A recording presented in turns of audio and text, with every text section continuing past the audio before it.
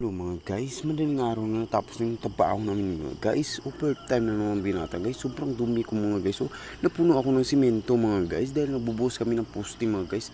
Ganito talaga ang buhay namin mga construction worker mga guys. So, kawawa ng kalagayan namin mga guys. Ayun, tiis-tiis lang tayo dahil mahirap lang tayo mga guys. Ayun, oh.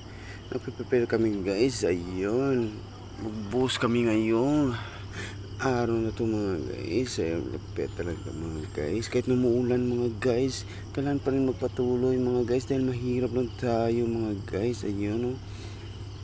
Sobrang dilim dito mga guys. Ito yung buhay namin mga guys, walang mga degree. Ayun, tsatsaga tayo sa kakarampot na sahod mga guys dahil mahirap lang tayo. Kailangan natin magtiis. Ayun, malupit mga guys. Maraming salamat sa inyong mga suporta mga guys. Ayun, nandito na mga mix mga guys. Ayun, sobrang dumi ko na talaga mga guys. Grabe, mahirap talaga maging isang mahirap mga guys. Ayun.